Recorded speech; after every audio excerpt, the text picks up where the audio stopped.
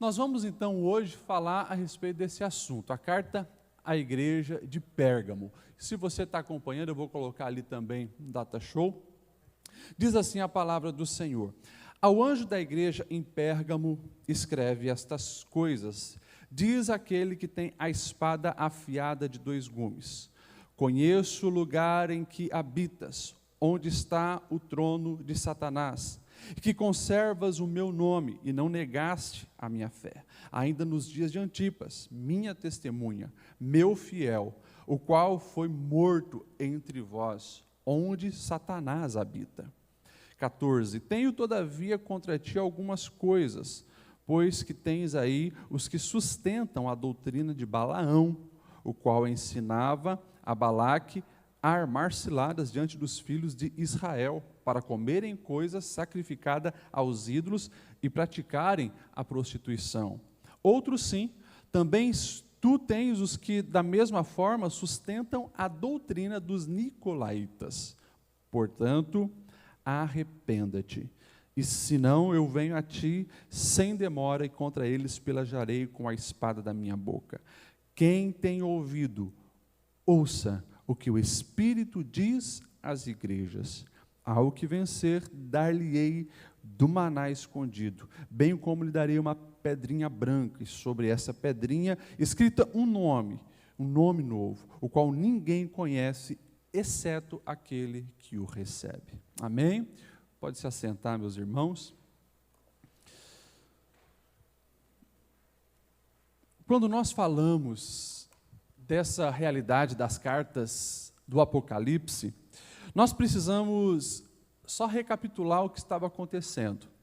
Nós temos dos 12 apóstolos de Cristo, apenas um que viveu um pouco mais ali depois dos anos 60 do primeiro século, né, que é o apóstolo João.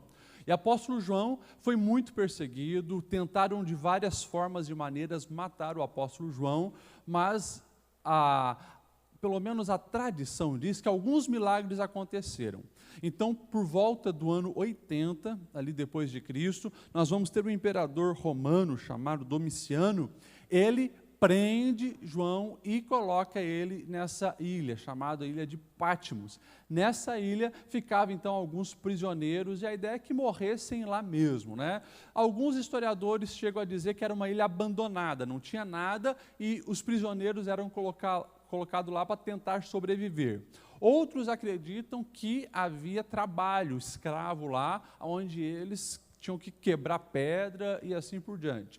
Tem algumas divergências entre os historiadores, mas enfim, nós sabemos que lá, naquele lugar, João ele recebe uma revelação, e a famosa revelação do Apocalipse. Apocalipse é a palavra que em português grega, né, para revelação. Tanto que no inglês eles nem colocaram Apocalipse, eles usam Revelation, né? Você pegar a Bíblia em inglês, eles traduzem literalmente. Enfim, nós precisamos entender algumas coisas a respeito do Apocalipse. Primeiro, o Apocalipse não foi escrito ou não foi compartilhado as visões com o apóstolo João para nos amedrontar.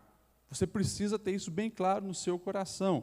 Na verdade, as cartas e todo o texto do Apocalipse, por mais que ele venha cheio de linguagens, figuras, era uma ideia de esperança, era uma ideia de acalento. Nós estamos falando do primeiro século, e se você estudar a história da igreja, você vai ver que nos 3 primeiros séculos foi intensa perseguição. Preciso lembrar você, 64 a nível de império, porque desde quando o nosso Senhor Jesus estava aqui, e a gente sempre fala isso, você se propôs para fazer alguma coisa diferente, ser relevante, transformar um lugar ou alguma coisa, você vai sofrer perseguição. Aconteceu com o nosso Mestre Jesus, os religiosos perseguiram, assim que o nosso Senhor morreu e ressuscitou, os apóstolos foram perseguidos, a igreja primitiva foi perseguida, nós vamos ter Estevão sendo o primeiro mártir, e uma perseguição assim em todos os âmbitos, que chega a não apenas ser depois os religiosos, mas vai para os governantes da época, e a gente vai ver alguns apóstolos sendo mortos nessas perseguições,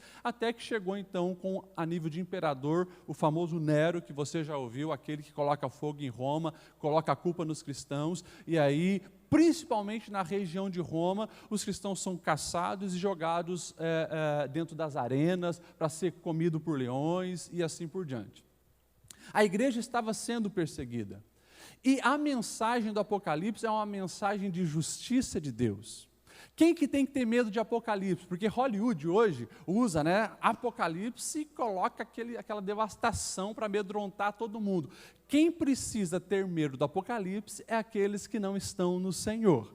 Mas para quem está no Senhor, é uma mensagem de esperança, justiça, acalento, firmeza para você. Então nós precisamos guardar o nosso coração. Então, irmão, se você é como alguns, pastor, eu nem gosto de ler Apocalipse. Não, você precisa mergulhar no Apocalipse. É claro que nós precisamos fazer isso com prudência, porque o que tem de achismo, o que tem de interpretação falsa, Agora, por esses dias, tinha alguns ali citando Apocalipse e dizendo, porque o sol vai se esconder e tal, e era para ter agora, dia 8, 9, 10, acho que o sol se escondido, segundo os profetas aí, mas é profecia de Araque. Só não sei se no mundo dele escureceu, aqui não.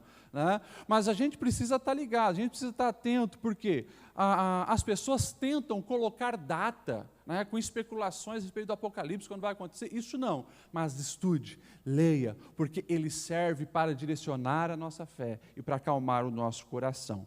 Quando então nós lemos o Apocalipse de João, nós vamos ver, aqui eu coloquei o capítulo 1 para relatar como que foi essa visão gloriosa de João, mas a gente vai ver principalmente nas cartas, porque João ele vai mostrar que o recado inicial era para as igrejas da Ásia Menor, determinados ali as 7 igrejas, e o anjo da igreja, que era considerado o pastor, foi dado então essa mensagem, passe à igreja, porque tem algumas realidades que precisam ser corrigidas e melhoradas. A gente vai ver, até na estrutura do texto que a gente leu, essa sequência: apresentação, apreciação e elogio, reprovação e promessa. Se você vê a apresentação, para cada carta o Senhor se apresenta de uma maneira diferente. Para a igreja de Pérgamo, ficou bem claro, estas coisas diz, aquele que tem a espada afiada de 2 gumes. Essa é a apresentação que o Senhor diz. Depois vem uma apreciação, um elogio. Conheço o lugar onde está, que é o trono de Satanás, e mesmo assim conservas o meu nome. Não negaste a fé, mesmo nos dias de Antipas. Um elogio, mas logo em seguida vem a reprovação, uma repreensão. Tenho, todavia, contra ti algumas coisas. Tens aí no meio aqueles que sustentam a doutrina de Balaão, o qual ensinava Balaque a armar ciladas, e tem também os nicolaítas. E depois a promessa. Quem tem ouvidos, ouça o que o anjo diz à igreja: aquele que vencer, dar-te-ei o maná escondido, uma pedra branca com o nome escrito, um nome que ninguém conhece, a não ser aquele que recebe. Então, todas as cartas têm essas divisões, e todas elas precisam, bem direta, para aquela igreja que estava ali recebendo. E claro, isso são lições até hoje para nós. Por mais que alguns façam algumas aplicações no decorrer da história, dizendo, a carta de Éfeso era para esse tempo, a carta de Sardes era para aquele tempo, a carta de Filadélfia era para aquele tempo. As pessoas vão fazendo esse tipo de aplicação. Podemos sim, quem sabe, ver algumas características que batem com algumas épocas de desenvolvimento da sociedade e da igreja, mas a gente também, eu acho que essa é uma maneira muito correta de fazer a interpretação, é fazer essa leitura um pouco mais ampla, entendendo que todas elas são aplicáveis para a nossa realidade hoje. Vamos falar um pouquinho da cidade de Pérgamo. Hoje é culto de ensino, então eu vou fazer meio nesse estilo, A cidade de Pérgamo, nessa época, era uma importante cidade, como eu falei, ali na região da Ásia Menor. Hoje, todas essas 7 igrejas estão na Turquia. A atual Turquia contém essas 7 igrejas que nós estamos falando. A palavra Pérgamo, ela tem 2 traduções para a nossa língua, ou elevado, que está acima, ou serve também, em alguns momentos, essa palavra é traduzida para noiva, ou esposa. Então, a gente pode imaginar, quando se vê o local, que principalmente os lugares mais importantes, como eram os templos pagãos, eles de fato estavam no lugar elevado. Essa cidade ela foi fundada por Eumenes. Esse Eumenes, ele era um daqueles que descendiam de Lisímaco. quando vem o Império de Alexandre o Grande, o Império Grego, você sabe que depois que Alexandre Grande morre, o Império se divide em seus generais. Um dos seus generais, né, era esse, o Lisímico. Então, o que fundou a cidade, ele era descendente desse cara. E a ideia era fazer, sim, uma cidade pomposa, uma cidade grandiosa, algo que fosse impressionante. E desde o início foi. Tanto que, nessa cidade, nessa época que nós estamos falando agora, já ali pelos anos 80, era uma das mais importantes cidades da Ásia Menor, aonde tinha bases do Império Romano naquele lugar. Ali tinha uma importância muito grande na questão econômica, na questão política, na questão comercial. Então, era uma rota muito importante do Império Romano. E como nós vamos ver, algumas coisas se destacam nessa cidade. Uma delas, uma tentativa de destacar a cultura. Para se destacar cultura, você precisa ter uma biblioteca, valorizar o ensino. Então, esse Eumênides, ele tem a intenção de construir a maior biblioteca do mundo ali na cidade de Pérgamo. Só que tem um grande problema. Qual é o grande problema? Vai entrar em disputa com algumas outras cidades que querem esse título de ser a mais intelectual. A principal naquela época que tinha a maior de todas as bibliotecas era a de Alexandria, a cidade que foi feita em homenagem a Alexandre o Grande, e lá, você provavelmente já ouviu falar disso, eles tentam construir a maior biblioteca, tanto que nós fomos beneficiados com essa biblioteca de Alexandria. Por quê? Porque eles contratam aqueles 70 estudiosos do hebraico para traduzir o Antigo Testamento, do hebraico para o grego. Né? E depois vem aquela versão Septuaginta, que daí essa Septuaginta foi base para a Vulgata Latina, que foi base também para todas as outras bíblias dos idiomas que nós temos hoje. Então, nós fomos beneficiados por essa tentativa deles fazer a biblioteca de Alexandria ser a maior. Mas, enfim, os anos passou, a biblioteca de Alexandria era a mais importante de todos, mas Eumênides disse, a nossa que vai ser. E eles começam a acumular muitos livros e começam a se tornar um polo intelectual. Só que o rei ele comete um grande erro. Ele convida o bibliotecário da cidade de Alexandria para estar com ele ali. E daí começa uma guerra. O nome desse homem era Aristofanes, ele era o melhor de todos os bibliotecários da época. E quando acontece esse convite para deixar Alexandria e vir para Pérgamo, o que Ptolomeu, que era o rei do Egito, faz? Vamos boicotar a mão de obra, a matéria-prima, para a mão de obra deles produzir material. Qual era a matéria-prima de uma biblioteca naquela época? Papiro. Então o Egito boicota o papiro que vai para a Ásia Menor, né? E, consequentemente, Pérgamo não consegue mais produzir livro. Mas o rei, então, convoca os sábios e eles vão desenvolver um outro método de escrita que ficou também famoso, que é o pergaminho, que vem da cidade de Pérgamo. Então, a biblioteca de Pérgamo continuou, mesmo não tendo mais os papiros, continuou com os pergaminhos e chegaram a ter mais de 200.000 títulos de livros naquela época na biblioteca dessa cidade de Pérgamo. Algo assustador para a época, né? Hoje você tem muito mais do que isso no teu celular, na palma da tua mão, né? Basta ler, não é verdade? Então, essa era uma cidade que buscava toda essa intelectualidade. Era uma cidade muito forte, muito famosa. Mas era também uma das cidades onde acontecia o maior nível de idolatria de toda aquela região. Porque, claro, se você precisa e se você quer ter uma cidade que seja uma cidade poderosa, uma cidade que cresça, uma cidade pomposa, você precisa construir templos. Eu lembro você que naquela época todos os povos, todas as regiões eram politeístas. Únicas religiões nesse momento agora, né, nessa época, que são monoteístas, são os judeus com o judaísmo e agora os cristãos com o cristianismo. Mas os cristãos, eles tinham um olhar meio atravessado para os cristãos porque era pior do que todos. Porque naquela época eles consideravam os cristãos como ateus. Porque os judeus, tudo bem, eles têm o templo deles, o local deles, e eles vão lá para o templo em Jerusalém, adorar, e assim, eles conseguem entender. A religião politeísta, a religião do Império Romano, é uma religião muito mecânica. É simples, tem uma estátua lá, você vai, você prostra, você adora, você cumpriu o seu papel, você traz os incensos, você é uma pessoa de fé, você está agradando os deuses, trazendo presentes, trazendo incenso e assim por diante. Mas os cristãos, a gente não vê eles adorando ninguém. Eles dizem que servem um Deus, mas que o Deus dele mora dentro deles. Então, assim, os cristãos também foram perseguidos, acusados de ateísmo. Toda catástrofe que acontecia, você acha que a culpa era de quem? Porque tudo era associado aos deuses. A lavoura não produziu como deveria, os deuses estão zangados. Chuva de pedra, os deuses estão zangados. Deu um terremoto, os deuses estão zangados. Choveu pouco, choveu muito. Qualquer coisa era atrelado aos deuses. Consequentemente, os cristãos são culpados de tudo que está acontecendo, e isso intensificava as perseguições. A cidade de Pérgamo era uma cidade extremamente idólatra. Como eu falei, eles queriam gerar importância, e principalmente para o Império Romano, eles não estavam preocupados que tipo de Deus você vai servir.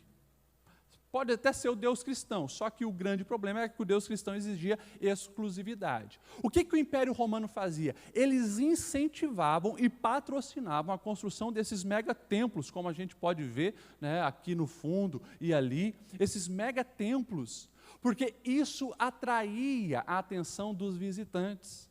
Os visitantes, o Império Romano estava preocupado com isso aqui, dinheiro, comércio.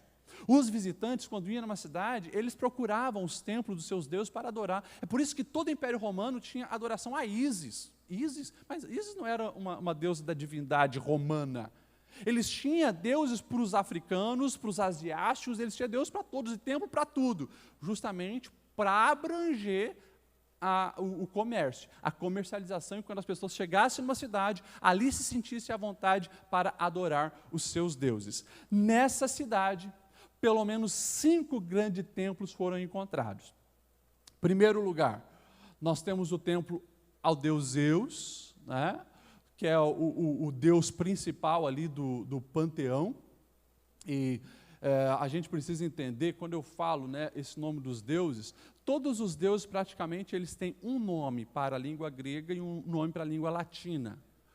Eu preciso só esclarecer para vocês entenderem, porque a gente fala de cultura greco-romana. Por que nós falamos de cultura greco-romana?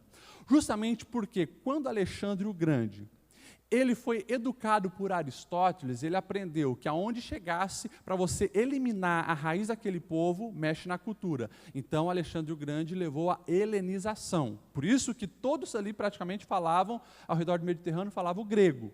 Tá? Então, a preocupação de Alexandre o Grande, do Império Grego, colocar a cultura, implementar a nossa cultura.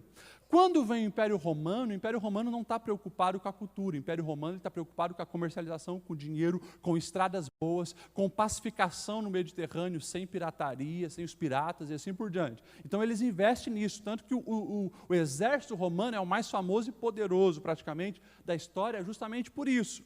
Eles querem dominar, manter a paz, mas se o povo quiser continuar com a sua cultura, com a sua religião, é o problema deles. Então, a cultura grega, ela permanece, mesmo quando o Império Grego cai, a cultura grega permanece e fica impregnada no Império Romano. Tanto que, quando Jesus vem e está ali na região de Israel, pregando o Evangelho, fazendo a diferença, e nós vamos ver os discípulos depois dando sequência àquilo, era o Império Romano que dominava, mas a língua que todos falavam depois do hebraico e aramaico era o grego.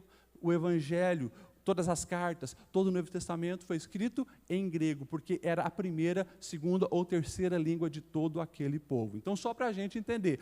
Por isso, no panteão dos deuses, a gente vai ver um monte de deus grego. Alguns, como eu falei, recebem o nome romano também, que explicavam todas as coisas. Então, nós temos ali os Zeus, nós temos Artemis, e Artemis tem essas duas imagens, né, para a gente entender. Ela é considerada a deusa da caça, mas também da fertilidade. O que você vê aqui nela são seios. Ela é uma estátua, o corpo inteiro cheio de seios. Tem várias dessas estátuas espalhadas nos museus no mundo. Eu vi uma dessas estátuas lá no Museu de Israel, de Jerusalém, e é impressionante, né, como eles se dedicavam para fazer. Essa deusa Artemis é a deusa Diana, dos Efésios. Quando Paulo chega em Éfeso e o pessoal lá percebe que esse evangelho, essa nova visão de mundo que esse Paulo está pregando, vai comprometer a venda de estátuas, os artesãos se reúnem e querem matar Paulo. Você lembra dessa história? Pois é, essa Artemis é a Diana dos Efésios.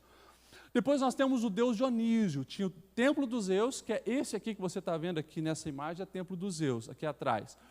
Tinha um grande templo de Artemis e Dionísio também, né? Os historiadores, eles dizem que um dos deuses mais famosos era esse deus Dionísio. Você sempre vai ver ele com essa taça, ele é considerado o deus do vinho e deus das festas, né? Deus das orgias e assim por diante. Não é que ele era o mais importante, mas toda a cidade tinha um templo, porque o pessoal gostava de festa, né, gostava do vinho, então toda a cidade praticamente tinha o templo desse deus. Depois nós temos o deus Asclépio, em algumas versões o nome dele vem Esculápio. Esse deus, se você perceber, ele está com aquela cobra, símbolo da medicina, porque esse deus é considerado o deus da cura. E na cidade de Pérgamo tinha um grande templo em homenagem ao deus Esculápio, ao deus Asclépio. Para você entender, esse templo naquela época era mais ou menos como um spa de luxo hoje, aonde ali tinha águas medicinais, banho de lama, banho de água quente, água fria, sauna, essas coisas todas tinha nesse templo. E pessoas do mundo inteiro, da época, vinham ali para Pérgamo para participar, então, dos rituais e receberem ali também a sua cura. Tem muitos mistérios envolvendo esse deus Asclépio. Um deles, que é bem polêmico dentro da teologia, é que uma estátua desse deus foi encontrada em Jerusalém. Sabe aonde? Lá no tanque de Betesda. Embaixo do tanque de Betesda, onde tinha aquele... Você lembra que o paralítico não conseguia entrar e tinha uma disputa, né? Casa de misericórdia, que significa Betesda, mas tinha uma disputa para quem entrasse na água. Foi encontrada estátuas desse Deus lá. Um misticismo dentro da cidade santa, dentro de Jerusalém. E, claro, tinha também o culto ao imperador. O culto ao imperador, nessa época do primeiro século, era algo muito comum. Só que em Pérgamo, foi uma das cidades pioneiras no mundo a construir um templo exclusivo em homenagem ao imperador. Geralmente se tinha estátuas do imperador espalhada e as pessoas iam prestar sua homenagem de adoração, mas lá em Pérgamo tinha um templo. Diante desse quadro, a gente começa a compreender por que na carta vai falar que ali nessa cidade era o trono de Satanás. Tem muitas interpretações para isso, mas enfim, a gente precisa entender que ali havia uma pressão muito grande das forças espirituais, né? Veneração a outros ídolos, paganismo e claro, sempre quando a gente falar em paganismo nesse tempo, você pode associar também com muita imoralidade. Principalmente moralidade sexual, sempre estava junto dos deuses na antiguidade. A gente vai falar um pouco mais disso para frente. Enfim, diante desse quadro de abertura que eu passei aqui da cidade de Pérgamo para a gente entender, eu penso que pelo menos 3 lições, nós olhando para essa carta, nós precisamos trazer para a nossa vida e aplicar na nossa vida e na nossa maneira de viver. Primeiro, coloquei ali, uma compreensão. Uma compreensão para quê? Para combater o oculto tanto quanto o explícito. Olha só o que diz os versos 13, 14 e 15. Conheço o lugar em que habitas, onde está o trono de Satanás, que conservas o meu nome e não negaste minha fé. Olha isso. Era visível toda aquela imoralidade, era visível toda aquela idolatria, e o Senhor está elogiando. Vocês mantêm de pé, mantêm a fé de vocês. Tenho contra ti, todavia, tens aí no meio de vós que sustentam a doutrina de Balaão. Gente, por que eu falei isso? O inimigo explícito era o paganismo, o inimigo explícito eram as perseguições, o inimigo explícito eram essas coisas que estavam acontecendo que é fácil de você identificar. Mas o Senhor diz, tem algo que é muito sutil, que está destruindo vocês e vocês ainda não perceberam. Quando nós falamos dessa perseguição, o interessante é que nós vamos ver aqui citado o nome de um homem, Antipas. Fica claro que esse Antipas morreu. Esse Antipas foi martirizado, ele morreu para não negar o Evangelho, para não negar o Senhor Jesus. Era uma prática comum, eles matarem alguém, perseguirem alguém, né, e mostrarem publicamente a morte dessa pessoa para amedrontar os outros. Só que Tertuliano ele já dizia, né, que o sangue dos mártires é a semente da igreja, porque quanto mais se matava os cristãos, mais eles se multiplicavam. Quanto mais perseguiam os cristãos, eles fugiam e a mensagem do evangelho se espalhava. E isso também acontecia nessa época ali na cidade de Pérgamo. Foram perseguidos as pessoas, morreu esse Antipas, mas o evangelho continuou, as pessoas continuaram firmes no Senhor, não temendo a perseguição e não temendo você morrer pela causa de Cristo, se preciso fosse. Eles estavam dispostos, diante daquilo que estava muito claro, diante daquilo que era explícito. O próprio Tertuliano vai dizer que esse Antipas, ele era o pastor local da igreja de Pérgamo. Ele era o bispo que cuidava daquele rebanho e foi o primeiro, então, a ser martirizado. Mas o que me chama a atenção é justamente isso, o inimigo oculto, que muitas vezes, sutilmente, ele entra e a gente não percebe. É muito interessante quando na carta fica clara a menção a um profeta lá do Antigo Testamento que foi um profeta mau, profeta que desobedeceu às instruções do Senhor, Balaão. Provavelmente você já ouviu a história da jumenta que falou. Pois é, está na história de Balaão. Se você depois quer acompanhar mais de perto, leia Números, capítulo 22, 23, 24, 25, você vai entender todo esse contexto de Balaão. Você vai ver que Balaão ele é contratado por um outro rei chamado Balaque para amaldiçoar o povo de Israel, porque aquela multidão, imagina, aquela multidão vindo pelo deserto, né? Eles iam invadir as cidades, iam guerrear, iam matar quem se opôsse a eles. Então Balaque, para se prevenir, chamou Balaão dizendo, vamos amaldiçoar esses camaradas. E Balaão tenta amaldiçoar, mas Deus se manifesta e diz, não, isso é o meu povo, como que você vai amaldiçoar? E Balaque insiste, Balaque dá dinheiro, e Balaque compra o profeta Balaão e fica ali, mas não tem como amaldiçoar. Só que a tática que Balaão vai dar para Balaque vem lá dos quintos dos infernos. Porque ele não diz, olha, prepara um grande exército, um imponente exército e manda para guerrear contra os israelitas. Não, o que ele diz? Envie donzelas delicadas. Donzelas delicadas no meio desses homens, e o caos vai estar instalado.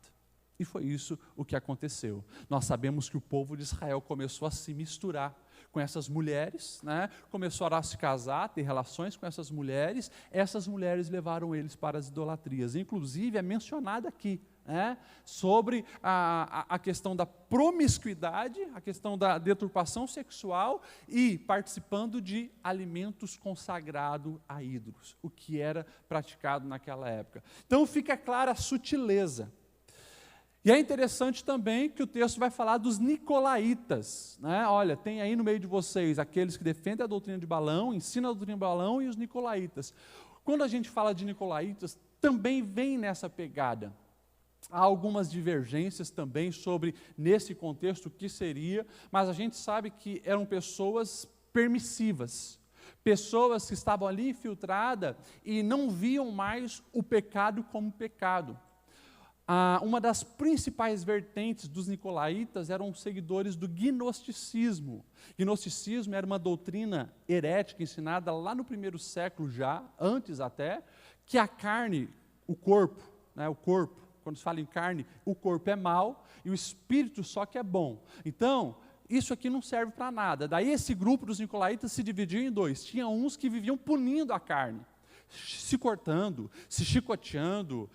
Eu até citei antigamente que vai dar um início a alguns grupos monásticos, onde eles viviam de uma maneira que não podia ter conforto, viviam em cavernas, viviam que nem animais. Tinha o grupo dos, não sei se você já ouviu, dos palanques ou das estacas. Esse pessoal, você imagine uma mesinha com a dimensão desse púlpito mais ou menos, eles subiam ali e eles ficavam ali anos, sem sair, comiam ali o que traziam para eles comer, urinavam, defecavam ali, para ter desconforto no corpo, para matar o corpo e elevar o espírito. Alguns desses ermitão, eles faziam palanques de metros. Teve um que colocou um palanque de 18 metros e viveu mais de 10 anos em cima dele.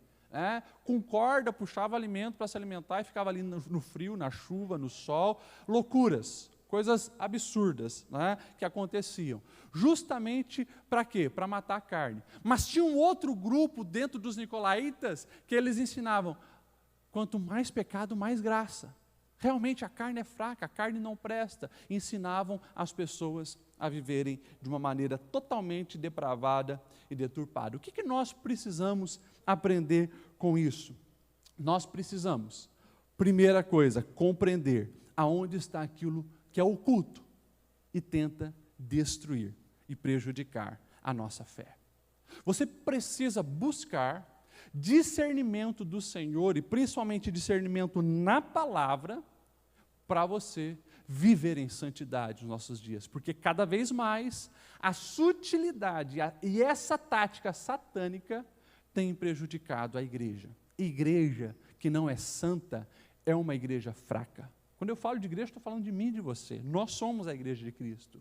O diabo tenta minar a nossa santificação, mas é aquele velho ditado: você se engana ao pensar ou assistir um filme de Hollywood de possessão demoníaca, onde está lá a pessoa se espumando, girando a cabeça, subindo em parede, ou os demônios de Hollywood que tem chifre, que tem dente, que tem cauda de seta. Não, gente, não é assim que o diabo se manifesta. Esse diabo com o tridente, com o caldeirão para te pegar, isso é coisa de gibi, é coisa de cinema, isso é coisa que não existe. Isso é coisa que não existe. Você precisa guardar o teu coração nas sutilezas, na sutileza de palavras, nas sutilezas de ideologias, na sutileza de distorções da palavra de Deus. E como eu tenho falado aqui, praticamente toda pregação eu faço questão de pontuar. No mundo digital, onde todos têm voz e vez, você precisa se embasar na palavra de Deus. Eu não estou aqui dizendo que você precisa se embasar no que o pastor Lediel está falando aqui desse púlpito, ou que os pastores da ADBlu falam. É a palavra que nos traz o verdadeiro discernimento da realidade. Você precisa ter palavra e você precisa ter comunhão com o Espírito Santo. Senão, você jamais vai conseguir compreender os ataques sutis que o nosso adversário tem sobre as nossas vidas. É por isso que nesse versículo, quando há apresentação, o texto já diz: aquele que tem a espada afiada de 2 gumes. E quando a gente fala em espada afiada de 2 gumes, não tem como não se lembrar do texto de Hebreus 4:12, Porque a palavra de Deus é viva e eficaz, mais penetrante do que espada de 2 gumes, e onde ela penetra, vai até a divisão da alma e do espírito, juntas e medulas. E o texto finaliza dizendo, e ela é apta para discernir pensamentos e propósitos do coração. Finalizando esse primeiro tópico, eu quero que você saia daqui disposto a orar, buscar discernimento do Espírito Santo e sempre espelhar a tua vida na palavra de Deus. Meus irmãos, é fácil a gente ser enganado. O pastor Jais começou o nosso culto hoje aqui com um texto fantástico de Filipenses 4:8. Tudo que é bom, perfeito, agradável, de boa fama, o que há louvor, seja isso que ocupe o vosso pensamento. E aproveitando que todo mundo está de máscara, e a gente não pode falar com um amigo do lado, mas fale para você, e eu vou responder para mim também. Todos os filmes que você assiste, os seriados que você assiste, se encaixam dentro de Filipenses 4:8? É bom? É agradável? É de boa fama? Tem louvor? O noticiário que a gente procura ouvir,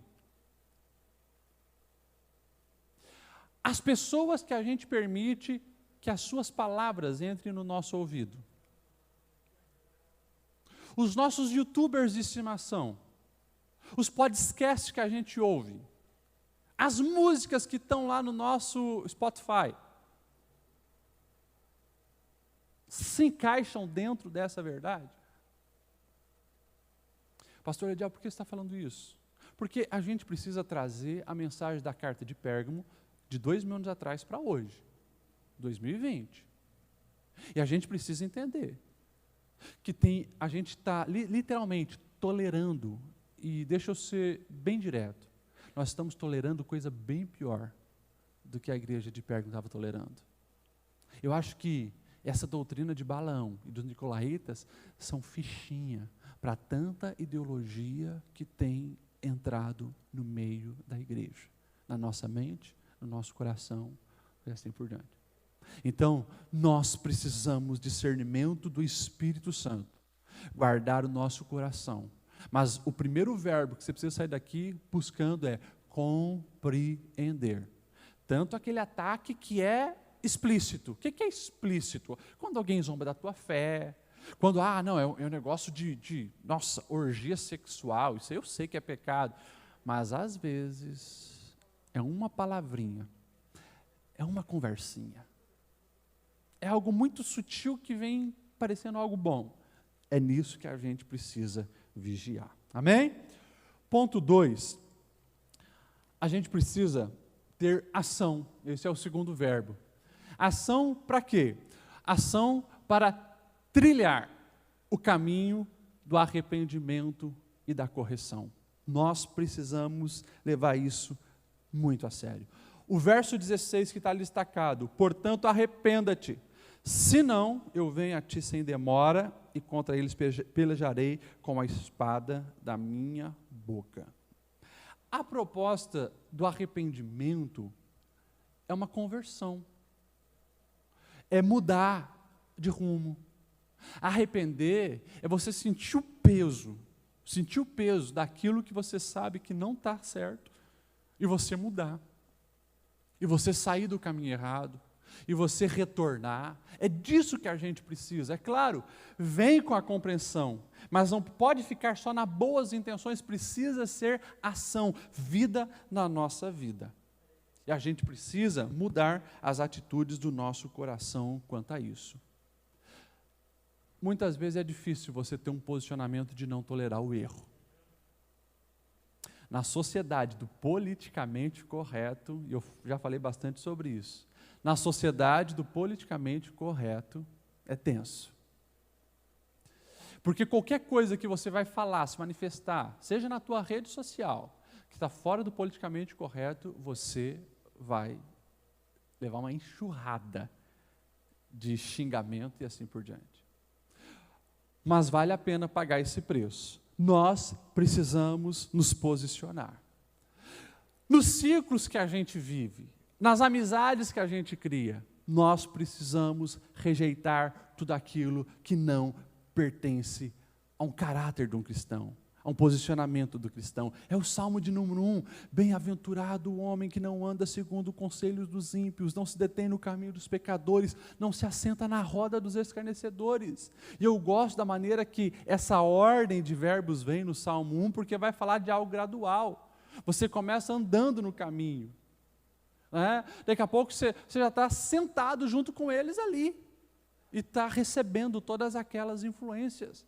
Mas esse que evita o caminho dos maus é que é bem-aventurado. Quando a gente olha, por exemplo, sobre compreender as coisas erradas, mas não ter ação, a gente não pode se esquecer da história da casa de Eli. Olha o que aconteceu com a casa de Eli. Você vai ver Eli chegando para os seus filhos e dizendo: meus filhos, o que eu tenho ouvido a respeito de vocês não é bom. Porque esses meninos, você sabe, eles faziam arruaça na casa do Senhor. Inclusive, se deitavam com mulheres no local sagrado, coisas absurdas. Então, ele chega para os filhos e diz: não é bom que eu tenha ouvido sobre vocês. Só que ele não teve atitude, porque esses meninos estavam continuando fazendo o serviço sacerdotal. Ele identificou o erro, mas não fez nada para que o erro parasse. Ele deveria ter feito o quê? Ele deveria ter expulso aqueles meninos do sagrado.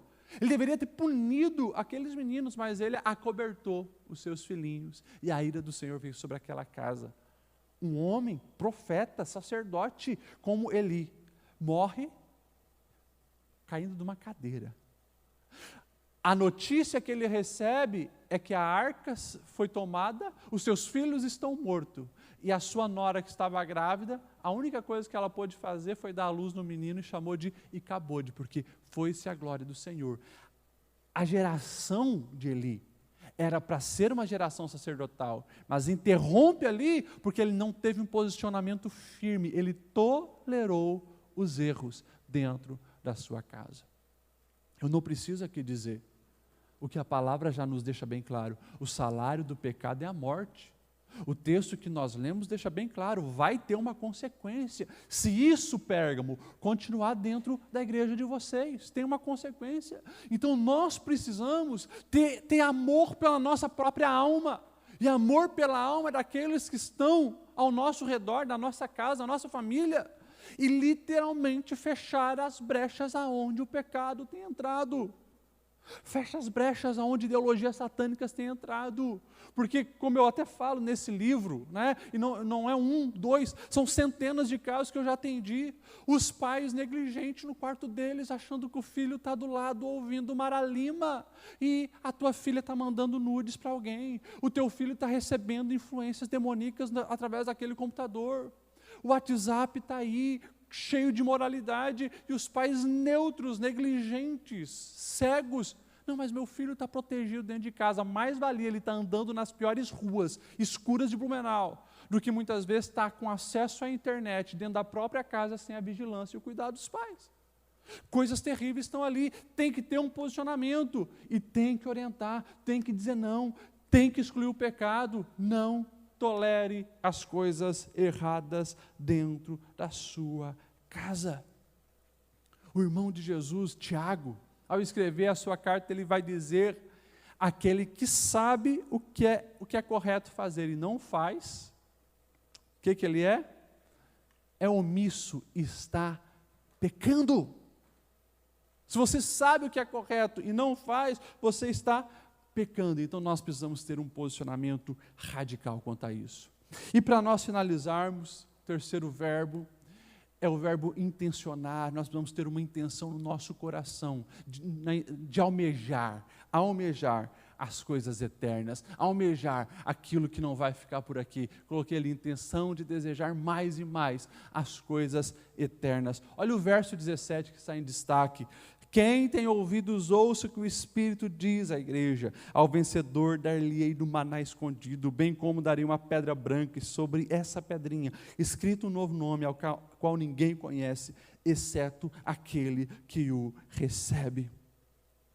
Nós precisamos entender que quanto mais nós nos apegamos às coisas dos céus, mais nós temos força para nos desapegarmos das coisas da terra. E o oposto também é verdadeiro. Quanto mais você se apega às coisas da terra, mais você se desapega às coisas do céu. Gente, aproveita esse momento de pandemia, onde pelo menos as notícias também, a gente não sabe a que ponto são confiáveis ou não, mas muitas e muitas pessoas estão morrendo, e a morte ela tem um benefício muito grande para nós que estamos vivos. Que é o que o próprio Salomão vai dizer, né? Mais feliz aquele que vai na casa de luto do que na casa que é festa. O porquê? Os vivos devem pensar nisso. Pensar no quê? Na transitoriedade da vida. A vida passa e passa rápido. A vida passa e passa rápido. E quanto mais a gente entender a transitoriedade da vida, mais nós precisamos nos apegar no que tem valor eterno. Agora, quanto mais a pessoa acha que vai viver muitos e muitos e muitos séculos aqui, pensando equivocadamente, porque ninguém, ou raramente uma pessoa chega a viver mais do que um século, raros casos. A vida é assim, é breve, mas as pessoas elas vivem como se a eternidade toda fosse aqui. Se a gente tivesse noção real, uma noção real da eternidade, a gente seria muito diferente. Se eu chegar numa praia e pegar um grãozinho de areia e colocar na tua mão e dizer, olha, esse é o tempo da nossa vida nessa terra. Agora, olha a areia toda do mar, é a nossa eternidade. A pergunta é, por que a gente está investindo tanto aqui? Uma vez eu até dei uma ilustração aqui na The Blue. Ninguém chega no hotel, onde vai ficar por um dia, e olha para aquele quarto de hotel, não gostei disso aqui, eu vou investir. E vai lá e compra uma televisão diferente, uma cama diferente, 10 mil reais. Não, você não faz isso, por quê? Porque você tem noção que é transitório, é uma noite que você vai ficar ali. Na tua casa, que é o lugar que você mais fica, você investe. Num quarto de hotel você não vai investir. Pois é, mas muitas vezes a gente está tão apegado nas coisas da vida, gastando tanto tempo nas coisas que não são eterno, e a gente esquece do mais importante. Então nós precisamos intencionar, desejar, almejar cada vez mais as coisas eternas. E é interessante, eu acho lindo a manifestação das palavras nesse texto, porque vai falar que, olha só, ao que vencer, não é para qualquer um, não é para qualquer um, é ao que vencer. Quem que é o vencedor? Naquela época tinha os jogos, principalmente, né, o atletismo. Quem que é o vencedor? O que chega lá na linha de chegada, esse é o vencedor. O Senhor Jesus está dizendo, ao que vencer. Alguns vão começar, mas não vão vencer, vão ficar no meio do caminho. Ao que vencer, primeira coisa, darei o maná escondido. É claro que aqui faz uma menção lá de Êxodo. Se você depois abrir a sua Bíblia em Êxodo 16, a partir do verso 33, você vai ver que Deus, então, ele derrama o maná para sustentar o povo que saiu do Egito, mas ele dá uma ordem para quê? Para Arão, guarde esse maná e esconda, para vocês ir mostrando para as gerações seguintes sobre como Deus proveu, sobre como Deus alimentou e sustentou o seu povo. Só que esse maná, nós sabemos que depois no tabernáculo, ele ficava no Santo dos Santos, no lugar mais importante dentro do tabernáculo. E depois sumiu, né? Esse maná sumiu, nunca mais ninguém achou. Mas os rabinos, nessa época, eles ensinavam algo extremamente interessante. Os rabinos judeus, eles ensinavam que quando o Messias vier, né, esse maná será revelado para que haja uma comunhão plena com esse Messias. Enfim, a gente não pode também se embasar numa tradição rabínica. Agora, fica muito claro sobre a questão de refeição, de intimidade. Esse maná escondido que nós vamos receber está falando disso, uma intimidade plena com Deus, uma intimidade total com Deus. Eu não sei qual foi o momento onde você teve a sua maior experiência com Deus. Tenta se lembrar. Pastor, aquele dia que eu recebi o batismo do Espírito Santo, foi uma glória. Pastor, foi um dia que eu estava no meu quarto, calma, quebrada, e eu orei, eu chorei, e eu senti a glória do Senhor naquele lugar. Não sei, mas você sabe. Pega esse episódio da sua vida e tenta comparar com isso aqui. Não é nem 0,001%. O que nós vamos desfrutar em Deus, a comunhão com Deus. E é interessante quando a gente fala dessa intimidade do alimento, não tem como também não se lembrar de João 6, né? João 6 é o discurso onde Jesus vai vir dizendo, eu sou o pão da vida. Ele fala isso no momento que ele estava bombando, Jesus estava bombando, todo mundo seguindo, conhecendo, já tinha acontecido a primeira multiplicação, e as pessoas também estavam curiosas para ver mais milagres, se alimentar, uns queriam encher a barriga, e daí Jesus vem com esse papo dizendo que Ele é o pão da vida, Ele é o pão do céu, e Ele vai ali dizer que era maior do que Abraão, e Ele vem com um papo tão difícil, que as pessoas começam a se afastar, porque fala de justamente, olha, quem quer me seguir tem que participar do meu corpo, do meu sangue, tem que viver de acordo com o meu propósito de vida. Multidão, sabe o que é uma multidão se afastar de Jesus e ficar só os 12? E daí Jesus é mais duro ainda e diz, e vocês não querem ir embora também? Vocês não vão vazar também na nossa linguagem de hoje? Daí Pedro vem, Senhor, para quem iremos nós, se só Tu tens a palavra de vida eterna, eterna. Pedro cometeu muito vacilo, mas Pedro ele tinha uma sacada, né? Ele sabia que nenhum outro lugar o coração que almejava as coisas eternas ia ser preenchido a não ser em Deus. Lá atrás, o autor de Eclesiastes, ele já vai dizer em 13:11 de Eclesiastes, Deus fez tudo apropriado a seu tempo, também pôs no coração do homem o anseio pela eternidade. E eu gosto de uma frase de C.S. Lewis que ele diz assim: se eu descobrisse dentro de mim mesmo um desejo que nenhuma experiência deste mundo pudesse me satisfazer, a explicação mais provável é que eu fui criado para um outro mundo. E essa é a verdade. Se você é um cristão verdadeiro, não é que você vai desprezar a vida aqui, não vai querer viver a vida aqui, não. Mas você sabe que aqui é passageiro. Aquilo que arde no teu coração é a eternidade. Por isso você vive clamando: Maranata, ora vem, Senhor Jesus. Nós queremos desfrutar dessa intimidade plena, desse momento pleno contigo. Deixa eu correr aqui, depois nós vamos ver, diz, o texto dizendo, a esse que vencer, vai ganhar uma pedrinha branca com o seu nome escrito nela. Também é um mistério sobre o significado preciso a respeito desse termo, né? Ou desse presente que nós vamos receber, mas o texto deixa bem claro que fala do quê? De uma convalidação, de uma validade. Naquela época, essa pedra branca era um símbolo de validação. E os arqueólogos, historiadores, eles identificaram vários episódios onde era usada essa pedra branca. Por exemplo, quando um atleta ele ganhava então os prêmios nos Jogos Olímpicos, nos Jogos Istmicos que tinha em Corinto e assim por diante, ele recebia muitas homenagens, né? Recebia o mais importante, aquela coroa de louro, uma coisa perecível, mas recebia e tal. Então esse atleta, né, quando chegasse na cidade dele, o pessoal não ia saber, porque não tinha WhatsApp, não tinha YouTube, não tinha Facebook, não tinha nada. Ele tinha que mostrar e autenticar isso. Então ele ganhava uma pedra, né, com uma autenticação das autoridades, mostrando que o prêmio dele era verdadeiro, que aquele galho não foi que ele pegou em qualquer lugar, não, era real porque ele foi o campeão. Então essa pedra branca validava. Também a pedra branca era usada quando havia desconfiança de paternidade, né? O pai podia desconfiar do filho e tal, mas o pai que reconhecia o filho, não, esse é o meu filho. Então ele também autenticava isso numa pedra branca, escrevendo o nome dele, o sobrenome dele e o nome do filho. Também nos júris era usado, né? Daí tinha a pedra branca e a pedra preta. Quanto mais pedra branca os jurados colocassem, é inocente. Pedras pretas é culpado.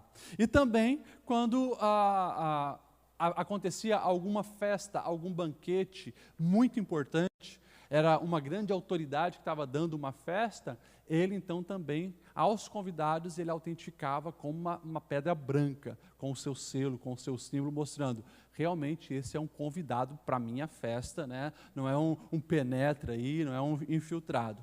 Então, quando o texto está dizendo isso, ele está falando justamente dessa validação total e plena, né, de filhos de Deus, de vencedores, de que foram fiéis até o fim e que merecem receber o galardão. E o curioso que fala então que nessa pedra vai ter um nome, e esse nome, só Deus e a pessoa que recebe sabe. Mistérios. Mas se é um nome que só a pessoa sabe, vai ser um nome diferente, né? Porque vocês já sabem o meu nome, Lediel. Então vai ter que ser um nome diferente que só eu e Deus vamos saber. Isso, mais uma vez, reforça a questão de intimidade, né? Uma ligação plena, uma ligação íntima, uma ligação total com o Senhor. E fala, claro, né, desse novo propósito de vida. Se a gente pega mudanças de nome em toda a Bíblia, né, você vai ver de Abrão para Abrão, Sara para Sarai, Jacó para Israel, são mudanças ali também de perspectivas, de propósito de vida. O interessante é que na cultura antiga, isso já vinha com o povo de Israel lá do Egito, porque os egípcios eles tinham muito essa questão que todas as divindades egípcias tinham um nome secreto. E a pessoa que soubesse esse nome secreto era a pessoa que teria então a ligação total com esse Deus, e esse Deus favorecia totalmente essa pessoa. Então tinha esse mistério, né, de tratar pelo nome uma divindade. E interessante que depois, mesmo o povo recebendo aquela cultura, mas saindo dali, levando a cultura dos egípcios, nós vamos ver que Deus deixa claro que tinha um homem ao qual ele chamava pelo nome, que era Moisés. Poxa, mas Como assim? Deus não sabia o nome de todas as pessoas, mas Deus queria dar tanta autoridade para Moisés, diante da comunidade, que ele diz, meu servo Moisés, a qual eu chamo pelo nome, para mostrar essa ligação que Moisés tinha firmemente com Deus. Para nós encerrarmos, eu quero finalizar com um versículo de Efésios 5:26, para que nós venhamos entender esse recado dos céus ao nosso coração.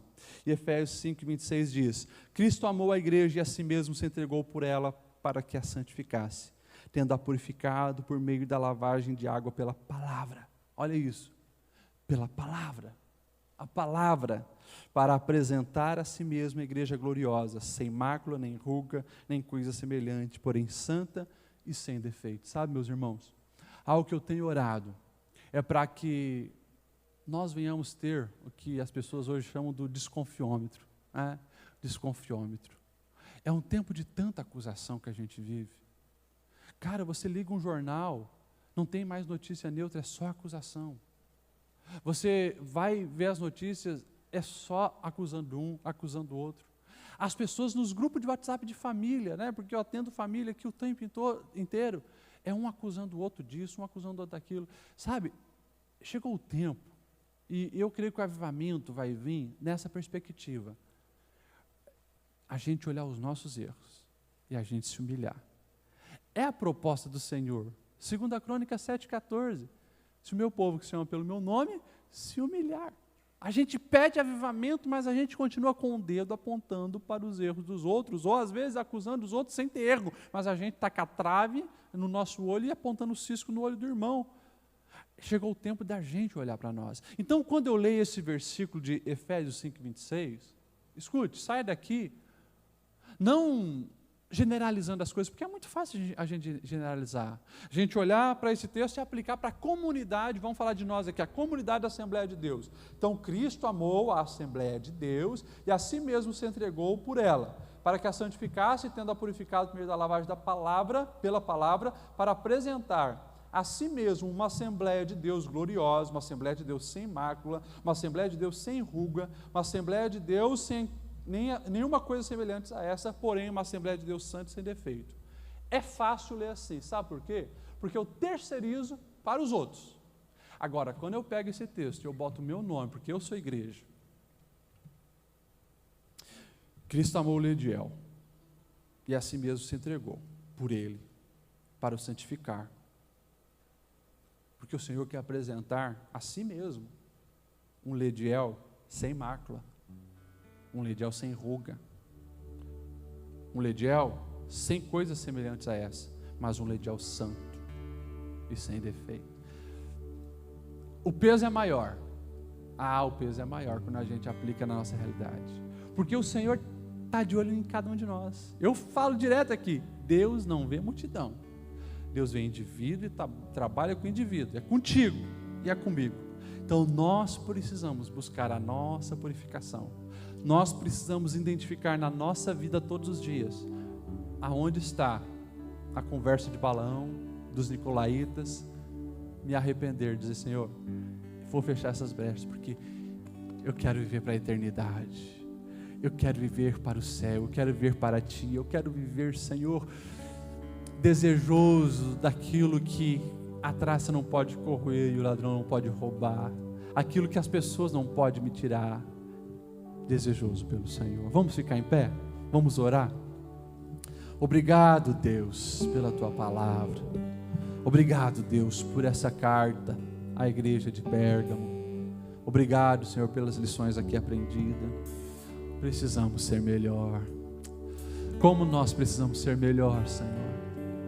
E que a gente possa ter esse desconfiômetro de olhar para nós. Que a Tua palavra seja o espelho para a nossa alma, mostrando aonde estão os nossos erros. E a gente possa se converter do mau caminho. A gente possa ter essa renovação de mente de acordo com os Teus propósitos. Viver um novo tempo, uma nova vida, uma nova história em Ti, Senhor. Nós precisamos melhorar. Nós precisamos crescer e amadurecer. Nós precisamos agir se posicionando nesse mundo. Nós precisamos agir não tolerando as coisas erradas. Portanto, Senhor, nos abençoe com o discernimento, mas também com a ousadia da ação. E nos abençoe, Senhor, com experiência com o Teu Espírito Santo, para que essas experiências nos mostrem quão fúteis são as coisas terrenas, quão fúteis são o apego à glória humana, quão fúteis são os prazeres passageiros da carne, quão fúteis são, Senhor, as propostas de uma vida que acaba aqui. Mas nós queremos, Senhor, agradar o Teu coração. Nos converta a Ti, é o que pedimos em nome de Jesus. Amém.